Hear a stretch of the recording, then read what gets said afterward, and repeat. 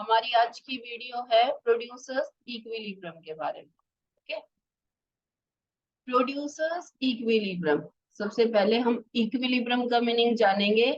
Equilibrium is that state of rest where no change is required. ठीक है, equilibrium वो वाली सिचुएशन होती है जिसमें ना तो आपको उससे ज्यादा कुछ चाहिए होता है और ना ही आपको उससे कम कुछ चाहिए होता है। ठीक है, तो वो स्टेट कौन सी होती है हमारी इक्विलिब्रियम की। ठीक है, producers equilibrium, it means that any firm or company that produces a product or service have reached a level of output where it does not wish to either expand or contract। एक producer equilibrium कौन सी state होती है जहां पे जो producer है ना वो इतना प्रोडक्शन कर रहा है, इस लेवल ऑफ आउटपुट पे है कि वो ना तो उससे ज्यादा कुछ प्रोड्यूस करना चाहता है, ना ही उससे कम कुछ प्रोड्यूस करना चाहता है। ठीक है, अब प्रोड्यूसर के केस में ऐसा कब होता है? जब उसको मैक्सिमम प्रॉफिट हो रहा हो।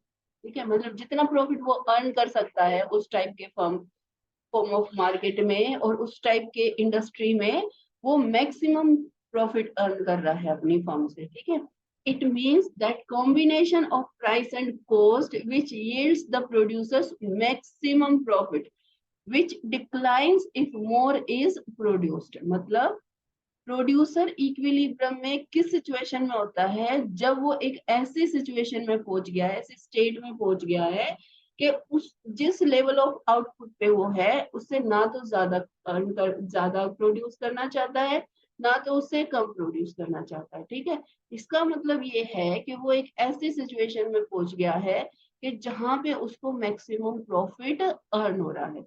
और अगर इससे ज्यादा वो प्रोड्यूस करेगा, उससे ज्यादा लेवल ऑफ आउटपुट पे जाएगा, तो उसका जो प्रॉफिट है वो डिक्लाइन होना स्टार्ट हो जाएगा। तो एक प्रोड्यूसर कब तक इंक्रीज करेगा लेवल ऑफ आउटपुट को? जब तक कि उसको मैक्सिमम प्रॉफिट नहीं मिल जाता। जैसे ही उसको मैक्सिमम प्रॉफिट मिलेगा वहां पे वो रुक जाएगा, उसके आगे वो प्रोड्यूस नहीं करेगा यूनिट्स को। Now, this produces equilibrium state could be of maximum profit or minimize losses। ये प्रॉफिट जो इक्विलिब्रियम की स्टेट है ना, इसमें मैक्सिमम प्रॉफिट या मिनिमाइज लॉसेस। कुछ एक टाइम पीरियड ऐसे होते हैं बच्चों जिसमें आपको प्रॉफिट अर्न करना पॉसिबल ही नहीं होता। तो उस केस में प्रोड्यूसर ऐसा कुछ ट्राई करता है कि जो वो लॉसेस तो अर्न करेगा डेफिनेटली, लेकिन वो जो लॉसेस अर्न करेगा वो सबसे मिनिमाइज लॉसेस है। कुछ एक एक्सेप्शनल सिचुएशन ऐसी आ जाती है जिसमें कि प्रोड्यूसर का एम मैक्सिमम प्रॉफिट ना करना होता है। ठीक है, क्योंकि वो प्रॉफिट अर्न ही नहीं करता। उसका एम क्या होता है कि जो लॉसेस है वो मिनिमाइज हो सके। तो उस सिचुएशन में भी वो इक्विलिब्रियम में होता है। ऐसा कब होता है? जैसे कोरोना टाइम पे। ठीक है, कोरोना टाइम पे कुछ एक इंडस्ट्री ऐसी थी जिसमें कि आप प्रॉफिट अर्न कर ही नहीं सकते थे, है ना। कुछ एक इंडस्ट्री ऐसी थी जैसे डेली नीड्स गुड्स है, ठीक है, या मेडिकल जो आपके चीजें थी, वो सारी, वो उस फील्ड में जितनी भी फर्म्स है ना वो डेफिनेटली प्रॉफिट अर्न कर रही थी। लेकिन कुछ एक फील्ड्स ऐसे थे जैसे फर्नीचर है ना, या बिल्डिंग का, किसी का हाउस बिल्डिंग का काम है किसी का, तो ऐसे लोग जो थे इनके लिए प्रॉफिट अर्न करना पॉसिबल था ही नहीं। ठीक है, तो ऐसी सिचुएशन में प्रोड्यूसर का एम क्या हो जाता है कि मैक्सिमम प्रॉफिट नहीं अर्न कर सकते, बट हम लॉसेस को मिनिमाइज कर लें। ठीक है, प्रॉफिट और लॉस कैसे निकालते हैं? प्रॉफिट और लॉस कैसे निकालते हैं हम लोग? कि जो आपको सामान बेच के पैसा मिल रहा है और जो आपकी उसकी कॉस्ट है, अगर उन दोनों का डिफरेंस हो तो आपको प्रॉफिट अर्न हो जाता है। ठीक है, तो प्रॉफिट कैसे निकालते हैं? Profit is the amount, profit is the amount gained from any business deal। Basically, the selling price should be more than the original price of the product if you want to have a profit। जो selling price है, अगर selling price is more than original price of the product, it means you are earning profit। Okay, और इसका अगर उल्टा होता है तो आप लॉस अर्न करते हैं। ठीक है, अगर इसका उल्टा होता है it means you are earning losses। The firm profit denoted by phi sign। उसको हम पाई साइन से डिनोट करते हैं। T R profit equals to T R minus TC. अगर टी आर ज्यादा है इसका मतलब प्रॉफिट है, अगर टीसी ज्यादा है टी आर से इसका मतलब क्या है, लॉस है। ठीक है, if the selling price is more then the cost price then profit equals to selling price minus cost price. If vice versa is there, if the product is sold at price low lesser than the cost price, then loss equals to cost price minus selling price. Okay, hence the output level at which total revenue minus total cost is maximum is the equilibrium level of the output. जब जो आप revenue earn कर रहे हो और जो आपको उस चीज की कॉस्ट पड़ी है, वो दोनों के बीच का डिफरेंस जब मैक्सिमम होएगा, it means you are in the situation of producers equilibrium. अब जो ये इक्विलिब्रियम होता है ये हम दो अप्रोचेस से फाइंड आउट करते हैं। प्रोड्यूसर इक्विलिब्रियम दो अप्रोचेस से फाइंड आउट करते हैं। First approach is TRTC approach, second approach is MRMC approach. ठीक है, जो TRTC अप्रोच है, दो फॉर्म ऑफ मार्केट हमने की है। जब हम प्राइस सेम रखते हैं, you can sell n number of quantity on that price, means when you are increasing your sale, price is constant, price sale के साथ साथ नहीं बढ़ रहा है। लेकिन एक फॉर्म ऑफ मार्केट जो है उसमें क्या होता है कि जैसे जैसे आपका प्राइस इंक्रीज होता है, जैसे जैसे प्राइस इंक्रीज होता है वैसे वैसे जैसे जैसे आप क्वांटिटी ज्यादा सेल करते हो वैसे वैसे उसका प्राइस जो है वो डिक्लाइन होने लग जाता है। एग्जाम्पल कई देख सकते हो, जैसे आप अगर 1 किलो चीज लेने गए हो, मान लो 100 रुपए की है, 2 किलो अगर आप लेने लगोगे तो बोलेगा कि जी आपको 90 रुपए की लगा देंगे, है ना। अगर 3 किलो लोगे तो चलो जी आपको 85 की लगा देंगे, 85 रुपीज पर केजी, है ना। तो आप जितनी ज्यादा क्वांटिटी खरीदते हो, सेलर क्या करता है, अपनी सेल को इंक्रीज करने के लिए वो प्राइस को थोड़ा थोड़ा रिड्यूस करता जाता है। तो दो मेन फॉर्म ऑफ मार्केट, वैसे तो कई फॉर्म ऑफ मार्केट है, लेकिन अगर हम इसको ओवरऑल क्लासिफाई करें तो दो फॉर्म ऑफ मार्केट निकल के आती है। एक जिसमें प्राइस चेंज नहीं होता है और दूसरा जिसमें प्राइस चेंज होता है। ठीक है, तो दो अप्रोचेस हैं। वैसे तो सिलेबस में MRMC अप्रोच है, लेकिन अगर आप MRMC अप्रोच और TRTC अप्रोच दोनों को पैरेलली करते हैं तो ये टॉपिक जो है वो बेटर क्लियर होता है। ठीक है, तो हम दोनों ही करेंगे, जो सिलेबस में है वो रट लेनी है आपको, दूसरी छोड़ देनी है, लेकिन अंडरस्टैंडिंग के लिए we will do both the approaches. देखो, TRTC and MRMC approach. TRTC approach से जब हम प्रोड्यूसर इक्विलिब्रियम देखेंगे तो कुछ कंडीशंस है, अगर वो कंडीशन सेटिस्फाइड होती है it means producer is in equilibrium. Same with MRMC is there. अगर MRMC की दो कंडीशन है वो अगर फुलफिल होती हैं, इसका मतलब क्या है कि producer is in equilibrium. Okay, तो और ये जो कंडीशंस है ना, ये एक ही जगह पे अप्लाई होनी चाहिए, एक ही जगह पे सेटिस्फाई होनी चाहिए। अगर मान लो ये कंडीशंस अलग अलग जगह पे सेटिस्फाई हो रही, इसका मतलब क्या होगा, TRTC से तो हमारा प्रोड्यूसर कहीं और इक्विलिब्रियम में होगा और MRMC से हमारा प्रोड्यूसर कहीं और किसी और लेवल ऑफ आउटपुट पे इक्विलिब्रियम में होगा। तो इसलिए हम ये जो दोनों अप्रोचेस हैं इसको जब शेड्यूल से करेंगे, टेबल बना के करेंगे न्यूमेरिकल की हेल्प से, तो हम इस हिसाब से करेंगे कि दोनों अप्रोचेस को हम एक साथ लेके चले। ठीक है, ताकि एक ही पॉइंट पे हमारा इक्विलिब्रियम सेट हो। तो पहले इसकी कंडीशंस कर लेते हैं। TRTC approach. As per this method, there are two conditions to meet the producer's equilibrium. ठीक है, कौन सी कंडीशन है? सबसे फर्स्ट कंडीशन, TR और TC के बीच का जो डिफरेंस है वो मैक्सिमम होना चाहिए और पॉजिटिव होना चाहिए, मैक्सिमम होना चाहिए और पॉजिटिव होना चाहिए।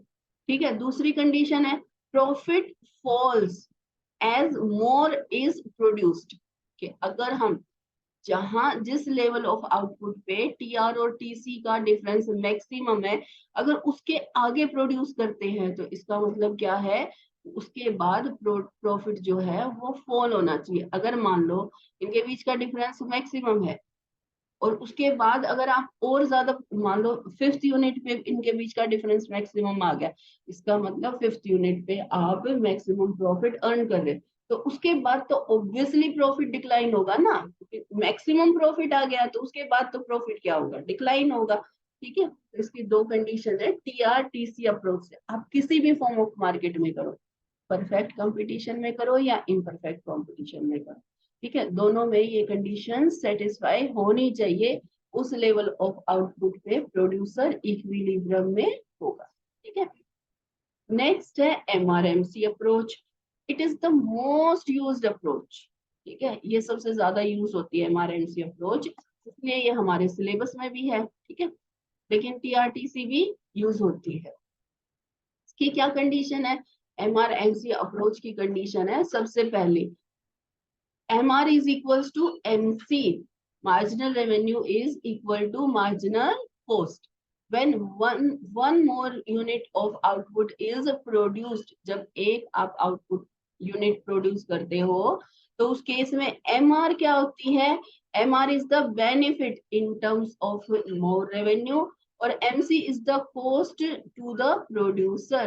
ठीक है, MR क्या होती है कि एक एक्स्ट्रा यूनिट प्रोड्यूस करके आप कितना बेनिफिट जोड़ रहे हो टोटल रेवेन्यू में। ठीक है, और MC क्या होती है, MC is the cost to the producer.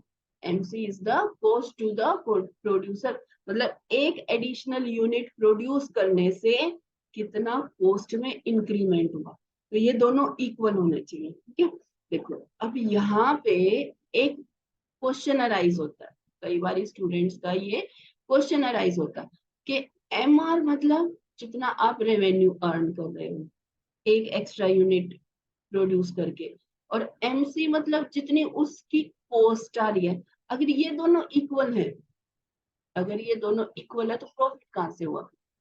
ठीक है, प्रॉफिट कहाँ से हुआ बच्चों, कि जो मार्जिनल कॉस्ट होती है ना, जब हम एक यूनिट की मार्जिनल कॉस्ट निकालते हैं तो उस केस में क्या होता है कि मार्जिनल कॉस्ट में नॉर्मल प्रॉफिट ऑलरेडी इंक्लूडेड होता है।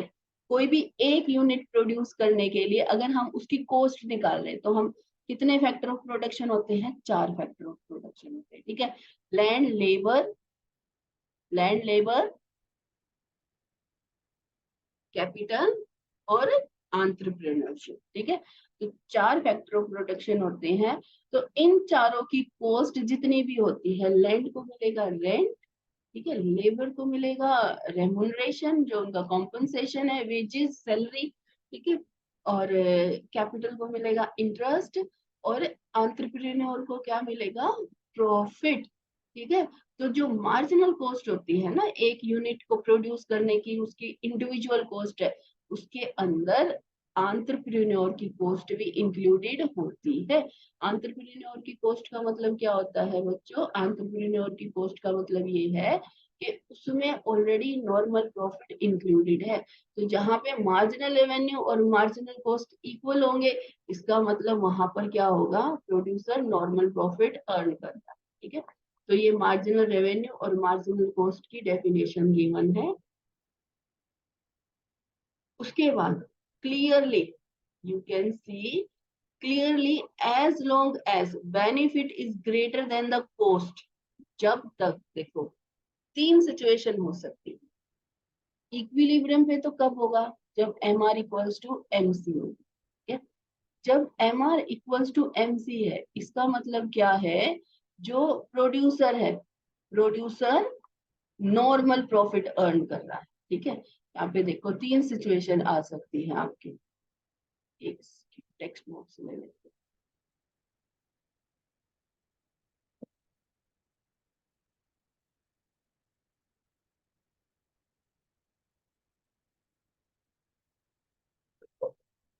3 सिचुएशन हो सकती है, MR is greater then MC, और MR इक्वल्स टू MC, और MR is less than MC। ठीक है, मार्जिनल रेवेन्यू मार्जिनल कॉस्ट से ज्यादा है, इक्वल है, या फिर मार्जिनल रेवेन्यू कम है मार्जिनल कॉस्ट से। देखो जब ये वाली सिचुएशन होगी, इस केस में क्या होगा, जो प्रोड्यूसर है, प्रोड्यूसर क्या कर रहा है, अब नॉर्मल प्रॉफिट अर्न कर रहा है। प्रोड्यूसर क्या कर रहा है, अब नॉर्मल प्रॉफिट, मतलब नॉर्मल प्रॉफिट से वो ज्यादा प्रॉफिट अर्न कर रहा है। ठीक है, अगर M R equals to M C है तो इस केस में प्रोड्यूसर क्या अर्न कर रहा है बच्चों, नॉर्मल प्रॉफिट अर्न कर रहा है। ठीक है, और अगर M R less than M C है, अगर M R less than M C है तो उस केस में प्रोड्यूसर क्या अर्न कर रहा है, लॉस अर्न कर रहा है। ठीक है, तो देखो सबसे पहले ये वाली सिचुएशन हम लेके चलते हैं। आप खुद ही सोच के चलो कि अगर अगर आप एक प्रोड्यूसर हो, ठीक है, अगर आप एक प्रोड्यूसर हो और आपको अब नॉर्मल प्रॉफिट मिल रहा है, तो आप क्या करोगे, और ज्यादा प्रोड्यूस करना चाहोगे ना। अगर आपको अब नॉर्मल प्रॉफिट मिल रहा है, तो अब नॉर्मल का मतलब क्या है कि नॉर्मली इतना प्रॉफिट नहीं होता। मान लो नॉर्मली आप हर महीने 1 लाख रुपए कमाते हो, तो आप हर महीने अब 2.5 लाख रुपए कमा रहे हो। इसका मतलब क्या, आपको तो बहुत ज्यादा प्रॉफिट हो रहा है ना। तो जब इतना ज्यादा प्रॉफिट आप अर्न कर रहे हो, तो उस सिचुएशन में, उस स्टेट में आप रुकना थोड़ी चाहोगे। आप क्या सोचोगे, मैं और ज्यादा आउटपुट प्रोड्यूस करूं, है ना, ताकि मेरा प्रॉफिट और भी ज्यादा बढ़े। तो आप जैसे जैसे प्रॉफिट, जैसे जैसे आउटपुट इंक्रीज करते जाओगे, आप इस सिचुएशन में आ जाओगे।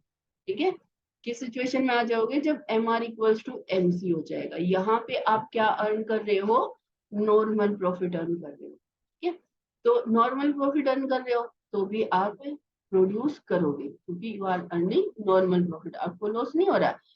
अगर ये स्टेट आप पार कर जाते हो, तो उसके बाद आप आते हो थर्ड वाली स्टेट में। ठीक है, जब M R less than M C हो जाता है, जब M R less than marginal cost हो जाता है, तो उस केस में क्या होता है, you will start earning losses. जब आप लॉस अर्न करना स्टार्ट कर दोगे, तो आप ऐसी सिचुएशन में तो जाना ही नहीं चाहोगे, है ना। देखो ये सिचुएशन ऐसी है जिसमें आप प्रोडक्शन को स्टॉप नहीं करना चाहते, है ना। जो लेवल ऑफ आउटपुट है आप उसको स्टॉप नहीं करना चाहते, आप और बढ़ाना चाहते हो लेवल ऑफ आउटपुट को। ठीक है, और ये सिचुएशन ऐसी है जिसमें आप जाना ही नहीं चाहते, है ना। ये सिचुएशन कौन सी है, जिसमें आप जाना ही नहीं चाहते। तो इसमें से आप रुकना नहीं चाहते और इस सिचुएशन में आप जाना नहीं चाहते, मतलब दोनों ही आपकी बैलेंस्ड सिचुएशन नहीं है। और इक्विलिब्रियम कब होता है बच्चों, जिस सिचुएशन में यू वांट टू स्टे ना। इक्विलिब्रियम पे हम कब बोलते हैं, जिस सिचुएशन में यू वांट टू स्टे। ठीक है, तो हमारा प्रोड्यूसर इक्विलिब्रियम इसलिए कहाँ पर होता है, जहां पर M R equals to M C, क्योंकि ये ऐसी स्टेट होती है जिसमें से प्रोड्यूसर आगे नहीं जाना चाहता। ठीक है, तो clearly as long as benefit is greater than the cost or MR is greater than MC, it is profitable to produce more।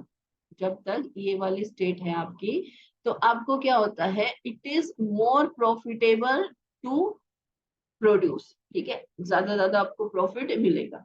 Therefore, as long as MR is greater than MC, the maximum level of equilibrium is not reached। आप equilibrium की level में नहीं पहुंचे हैं। ठीक है, the equilibrium is not achieved because it is possible to add profit by producing more। तो इस स्टेट में आप क्यों नहीं रुकना चाह रहे हो, क्योंकि आपके लिए अभी और भी पॉसिबिलिटीज हैं कि आप ज्यादा प्रोडक्शन करो और आपको उससे प्रॉफिट मिले और ज्यादा। ठीक है, सेकेंड सिचुएशन है आपकी, MC is greater than MR after MC is equals to MR। ये दूसरी कंडीशन है। पहली कंडीशन तो हमारी हो गई, MR इक्वल्स टू MC होना चाहिए। क्यों होना चाहिए, हमने ये एक्सप्लेन कर लिया। ठीक है, अब अगली सिचुएशन है हमारी कि MC ग्रेटर देन MR होना चाहिए जब MC इक्वल्स टू MR हो। मतलब जब आप इस सिचुएशन पे पहुंच जाते हो ना, MC इक्वल्स टू MR आपने रीच कर लिया है, उसके बाद जो है MC should be rising, MC should be more than MR। जब आप इसका शेड्यूल करेंगे ना, तो ये कंडीशन आपको अच्छे से समझ आएगी। तो ऐसा क्यों होना चाहिए? देखो, each additional unit of output adds more to the cost than to the revenue. That is, each unit of output adds to the losses. So till the point MC is less than MR, the firm would keep producing products till she or he hits MR equals to MC. MC is greater than MR. ठीक है, MC अगर MR से ज्यादा है, इसका मतलब क्या है कि आप आगे प्रोडक्शन करोगे तो जितना आप उस यूनिट को बेच के रेवेन्यू ले रहे हो ना, मार्जिनल कॉस्ट उससे ज्यादा है। अगर मार्जिनल कॉस्ट मार्जिनल रेवेन्यू से ज्यादा है तो उस केस में आप क्या करोगे? आप लॉस अर्न करोगे। देखो यहाँ है ना, मार्जिनल कॉस्ट मार्जिनल रेवेन्यू से ज्यादा है इस वाली सिचुएशन में, तो आप क्या करोगे? लॉस अर्न करोगे। तो आप इस सिचुएशन में जाना ही नहीं चाहोगे कि जब MC ग्रेटर देन MR है। ठीक है, तो जहां MC इक्वल्स टू MR है और उसके बाद जैसे ही MC MR से ज्यादा होनी स्टार्ट हो जाती है, वहीं पे आप रुक जाओ, है ना। इसका मतलब उस सिचुएशन में आप क्या होगे? इक्विलिब्रियम में आ जाओगे। ये थी कंडीशन ER किसी अप्रोच की और MR MC अप्रोच की। ये जो कंडीशंस है ना, ये सेम रहती है, कंडीशंस सेम रहती हैं, चाहे आप परफेक्ट कंपटीशन जिसमें सेम प्राइस रहता है उसमें स्टडी कर रहे हो, चाहे आप इम्परफेक्ट कंपटीशन जिसमें जैसे जैसे आउटपुट बढ़ता है वैसे वैसे आपका प्राइस रिड्यूस होता है। आप किसी भी फॉर्म ऑफ मार्केट में हो तो आपकी ये दोनों कंडीशंस सेम रहेंगी। ठीक है, उसके बाद अब हम करते हैं इसको शेड्यूल की हेल्प। ठीक है, हम क्या करेंगे? इसको शेड्यूल की हेल्प से समझेंगे। किस केस में समझेंगे? Under perfect competition. Perfect competition कौन से फॉर्म में मार्केट होती है? व्हेन प्राइस रिमेन्स सेम, जब प्राइस सेम होता है eight all level of output, her level of output पे प्राइस सेम होता है। ठीक है,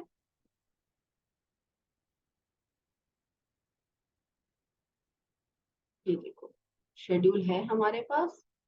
ठीक है, शेड्यूल है और इस शेड्यूल में क्वांटिटी गिवन है 0 1 2 3 4 5। जीरो से क्यों ली क्वांटिटी हम प्रोड्यूसर इक्विलिब्रियम के टाइम पे? क्योंकि टोटल कॉस्ट कभी भी जीरो नहीं होती, जीरो में भी टोटल कॉस्ट इज समथिंग। ठीक है, इसलिए हमने क्या किया है? जीरो से इसमें क्वांटिटी स्टार्ट की। ठीक है, 1 2 3 4 5 11 तक क्वांटिटी गई है हमारी। कहाँ तक गई है? 11 तक। ठीक है, उसके बाद प्राइस, प्राइस सेम है 12-12 रुपए, है ना। आप कितनी भी क्वांटिटी बेचो the price is same for all units, 12 रुपए। तो टोटल रेवेन्यू कितनी हो जाएगी? टोटल रेवेन्यू होती है प्राइस इंटू क्वांटिटी। तो यहाँ पे हो जाएगा 12 इंटू 1 12, 12 इंटू 2 24, 12 इंटू 3 36, 12 इंटू 4 48। ये हम ऐसे टोटल रेवेन्यू कैलकुलेट करते हैं। ठीक है, फिर आ जाती है टोटल कॉस्ट। ठीक है, टोटल कॉस्ट हमारी मार्जिनल कॉस्ट से हम कैलकुलेट कर लेते हैं। ठीक है, मार्जिनल कॉस्ट का क्या रहता है बच्चों? मार्जिनल कॉस्ट स्टार्टिंग में डिक्रीज होती है और उसके बाद मार्जिनल कॉस्ट इंक्रीज होती है। अब ये मार्जिनल कॉस्ट स्टार्टिंग में डिक्रीज क्यों होती है और इंक्रीज क्यों होती है बाद में? स्टार्टिंग में इंक्रीज क्यों नहीं होती, बाद में डिक्रीज क्यों नहीं होती? तो ये आप कॉस्ट वाले चैप्टर से सीखेंगे। ठीक है, मार्जिनल कॉस्ट का जो बिहेवियर है वो हम किस चैप्टर में करते हैं?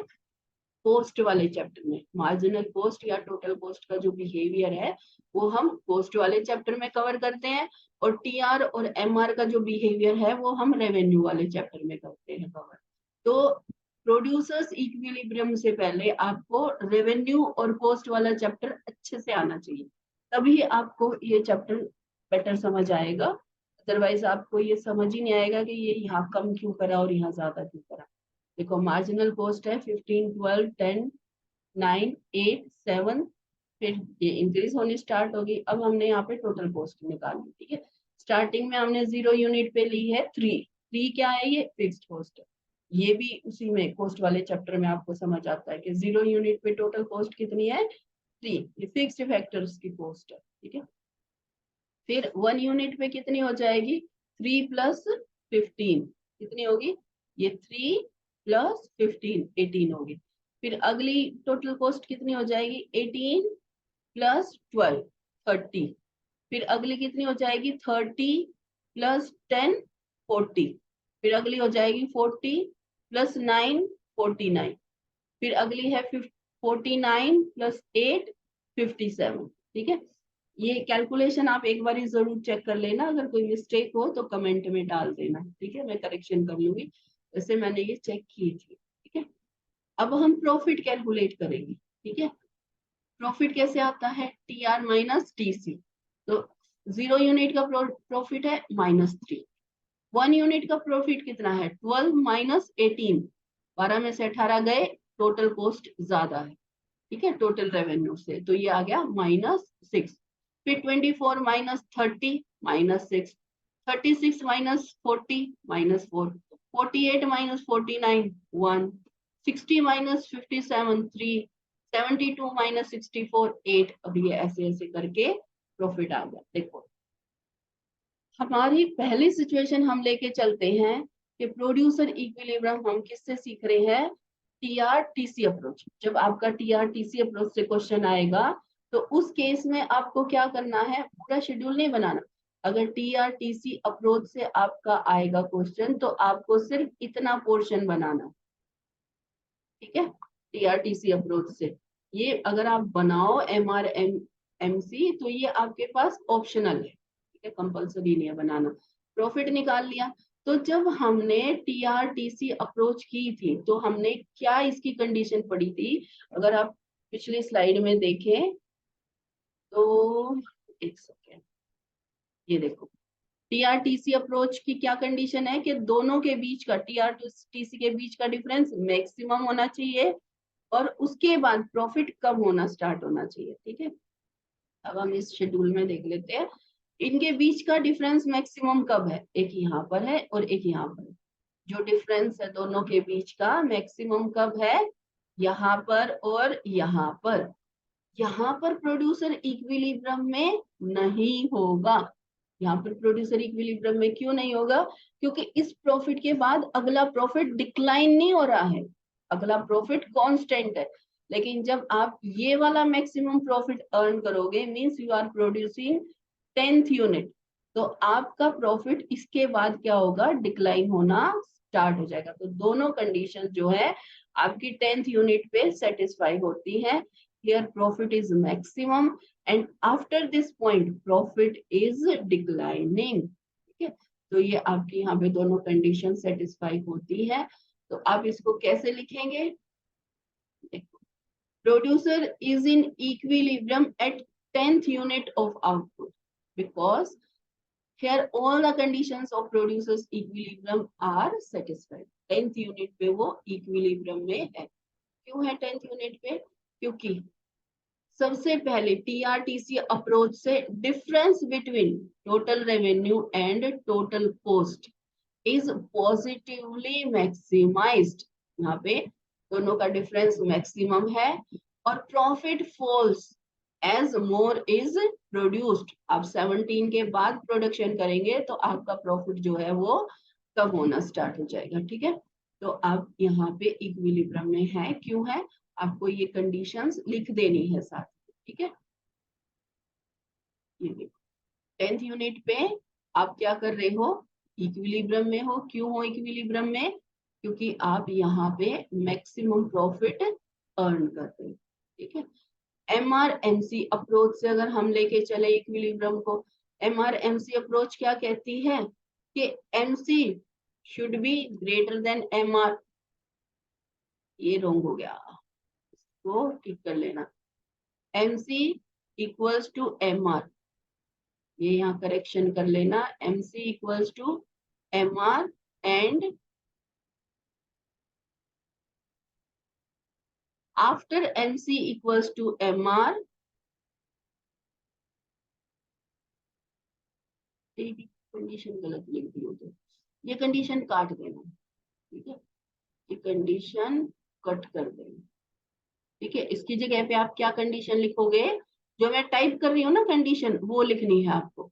ठीक है, ये वाली कंडीशन नहीं लिखनी है, थोड़ी टाइपिंग मिस्टेक हो गई। फर्स्ट कंडीशन क्या है, M R equals to M C and, उसके बाद सेकंड कंडीशन क्या है, M C is more than M R after M R equals to M C. ठीक है, ये है आपकी सेकेंड कंडीशन। तो ये कंडीशन मत लिखना, आप ये वाली कंडीशन लिखना जो कि मैंने यहाँ पे टाइप करी। ठीक है, ये कंडीशन आप यहाँ पे लिख दें।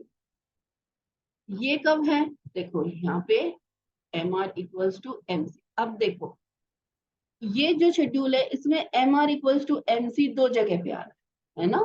अगर आप इसमें नोटिस करेंगे तो M R equals to M C दो जगह पे आ रहा है।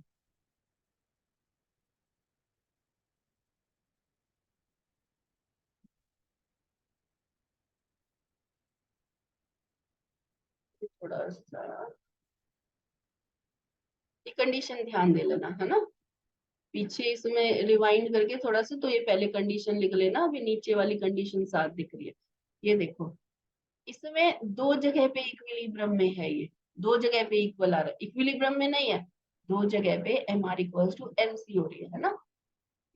यहाँ पे भी 12-12 है और यहाँ पे भी 12-12 है, लेकिन हम इक्विलिब्रियम इसका यहाँ पे नहीं बताएंगे, क्यों, क्योंकि इसके बाद मार्जिनल कॉस्ट डिक्लाइन हो रही। जब M R equals to M C है उसके बाद मार्जिनल कॉस्ट डिक्लाइन हो रही है।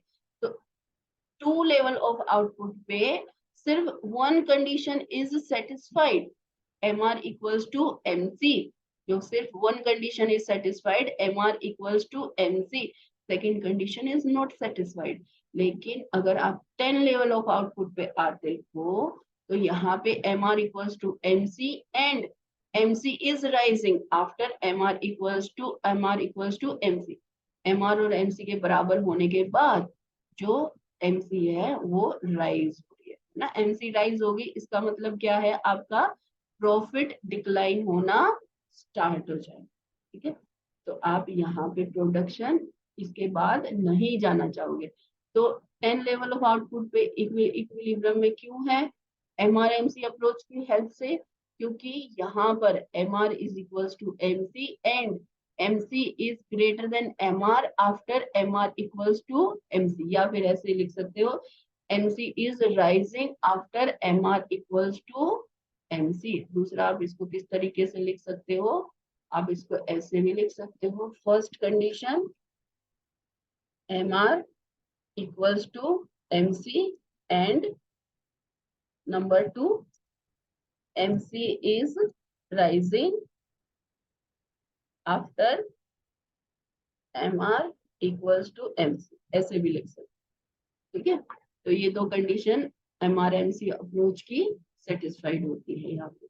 ये है आपका producers equilibrium with the help of a schedule in case of perfect competition when price remains same at all level of output. ठीक है, इसको हम कर्व की हेल्प से भी देख लेते हैं। ये देखो, ये हम किसका देख रहे हैं बच्चों, यहाँ पे प्रोड्यूसर इक्विलिब्रियम हम देख रहे हैं टीआरटीसी अप्रोच का। ठीक है, अंडर परफेक्ट कंपटीशन। एक कर्व में हम बनाएंगे टीआरटीसी अप्रोच परफेक्ट कंपटीशन के केस में, अगली जो स्लाइड है उस पे हम बनाएंगे एमआरएमसी अप्रोच परफेक्ट कंपटीशन के केस। ठीक है, तो देखो जब ये हम कर्व बनाएंगे तो क्वांटिटी प्राइस टीआरटीसी, पहले हमने क्या किया, ये देखो ओ एक्स ओ वाई बना लिए, ये है O X X O Y axis और ये है ओ एक्स एक्सिस। ठीक है, यहाँ पे हमने ले लिया आउटपुट। ठीक है, और यहाँ पे हमने ले लिया टी आर और टी सी, ये 5 10 15 20 25 30, ये क्या ले लिया हमने, टी आर टी सी ले लिया। अब देखो 1 यूनिट पे टोटल रेवेन्यू कितना है 12, 1 यूनिट पे टोटल रेवेन्यू है 12। 2 यूनिट पे टोटल रेवेन्यू है कितना 24। 3 यूनिट पे टोटल रेवेन्यू कितना है 36। 4 यूनिट पे टोटल रेवेन्यू कितना है 48। 5 यूनिट पे 60 और ऐसे कर करके आपका 11th यूनिट पे टोटल रेवेन्यू कितना चला जाता है 132। तो आप अब ये जो पॉइंट्स है इनको आप अटैच कर देंगे तो ये कौन सा कर्व बन जाएगा टोटल रेवेन्यू। ये जो कर्व है इसका नाम आप लिख लेना TR कर्व। ठीक है, ये जो कर्व है इसका नाम आप लिख लेना यहाँ पे TR कर्व। ठीक है, के बाद आ जाता है हम marginal cost curve, total cost curve draw करेंगे। ये देखो, एक यूनिट पे टोटल कॉस्ट कितनी है इसकी, फर्स्ट यूनिट पे कितनी है टोटल कॉस्ट 18। 2 यूनिट पे टोटल कॉस्ट कितनी है 30। ठीक है, थर्ड यूनिट पे कितनी है 40 और फोर्थ यूनिट पे कितनी है 49। 5 यूनिट पे कितनी है 57। ठीक है, 57, 64, 72, 81, 91, इस हिसाब से आप टोटल कॉस्ट ड्रॉ करते जाएंगे। फिर उसके बाद आप क्या करेंगे, उसके बाद आप ये जितने भी इसके डॉट्स है ना, ये कॉर्नर्स है, इनको अटैच कर देंगे। थोड़ा जब आप इसको ड्रॉ करो ना, थोड़ा स्मूथ ड्रॉ करना। टीसी को 0 से स्टार्ट करना, 0 से नहीं, टीसी स्टार्ट होगी 3 से। यहाँ से 0 यूनिट पे टीसी कितनी है 3 से स्टार्ट होगी और ये ऐसे अटैच कर करके आप इसको यू बना। ये टीसी कर्व कैसा बनता है इनवर्स एस। जो टीसी कर्व है वो कैसा बनता है हमारा इनवर्स एस। ठीक है, ये यहाँ 3 से स्टार्ट करनी है आपको। 0 पे टीआर तो 0 है, 0 पे टीआर 0 है, लेकिन 0 पे टीसी कितनी है 3, तो टीसी यहाँ से थोड़ा स्टार्ट करना है इसको। ठीक है, तो ये कैसा बन गया इनवर्स एस शेप का। तो ये देखो टीआर टीसी के बीच का डिफरेंस है, ये यहाँ पे आप डिफरेंस देखेंगे। ठीक है, ये देखो ये डिफरेंस है कितना थोड़ा सा है, ये डिफरेंस और थोड़ा ज्यादा है, ये और भी कम है। ठीक है, ये स्मूथ बनाना है आपको। ये जो है ये थोड़ा मेरे से ड्रॉ करने में माउस से प्रॉब्लम हो गई, लेकिन आपको ये बिल्कुल स्मूथ बनाना। ठीक है, अब देखो यहाँ पे ये डिफरेंस, यहाँ पे ये जो है ना ये प्रॉफिट नहीं है, ये जो हिस्सा है, ये जो हिस्सा क्या है, ये हिस्सा है लॉस का। ये जो हिस्सा है इसको शेड करके आप लिख देना लॉस। इसको लॉस क्यों लिखेंगे आप, क्योंकि यहाँ पे जो टोटल कॉस्ट कर्व है टोटल रेवेन्यू कर्व के ऊपर है। ठीक है, इसका मतलब टोटल कॉस्ट ज्यादा है और टोटल रेवेन्यू कम है। उसके बाद आप यहाँ आ जाएंगे, ये सारा हिस्सा है ना, ये सारा हिस्सा होगा आपका प्रॉफिट का, ये जितना भी है। ठीक है, ये पूरा हिस्सा किसका है प्रॉफिट का।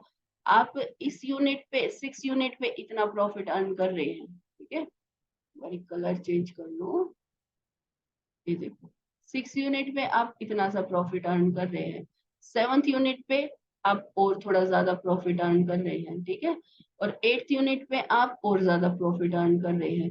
सबसे ज्यादा प्रॉफिट अर्न कहाँ कर रहे हो, सबसे ज्यादा प्रॉफिट आप अर्न कर रहे हो यहाँ पर। ठीक है, 10th यूनिट पे। जब आप 10th यूनिट पे हो तो टीआर और टीसी के बीच का गैप जो है वो मैक्सिमम, ये बना लिया हमने इसका कर्व। अब ये जो कर्व बनाया है इसकी एक्सप्लेनेशन लिखेंगे। तो एक्सप्लेनेशन कैसे लिखेंगे, देखो O X axis shows output, O Y axis shows TC and TR. ये ओ वाई पे क्या दिखाया हमने टीसी और टीआर। उसके बाद TR is total revenue curve, जो ये हमने लिखा था ना नाम इसका रेड वाले का, ये है टीआर टोटल रेवेन्यू कर्व। ठीक है, और टीसी इसका भी नाम लिख देना आप यहाँ पे, ये वाला जो कर्व है ये कौन सा कर्व है, ये है टीसी कर्व। ठीक है, और ये जो शेडिड एरिया है this is loss of the firm और this one shaded area is profit of the firm. ये जो है इसको पॉइंट को लिख लेना ए, और बी। यहाँ पे आप लिख लेना ए, और बी, ये वाले पॉइंट्स। ठीक है। TC is total cost curve. उसके बाद producer is in equilibrium at 10th unit of output because here all the conditions of producer equilibrium are satisfied। ठीक है, सबसे पहले टीआरटीसी अप्रोच की फर्स्ट कंडीशन क्या होती है? फर्स्ट कंडीशन होती है difference between TR and TC is positively maximum. दोनों के बीच का डिफरेंस क्या है? मैक्सिमम है। और profit falls as more is produced. अगर इसके बाद आप और ज्यादा प्रोड्यूस करेंगे तो ये जो डिफरेंस है यहाँ पे ये डिफरेंस कम हो जाएगा। ठीक है, तो अगर इसके बाद प्रोड्यूस करेंगे तो उसके बाद प्रॉफिट डिक्लाइन होना स्टार्ट हो जाएगा। तो प्रोड्यूस यहाँ पे क्या है? इक्विलिब्रियम। ये ए और बी पॉइंट क्या है? ये प्रॉफिट है सिचुएशन स्टेज ऑफ इक्विलिब्रियम। ठीक है।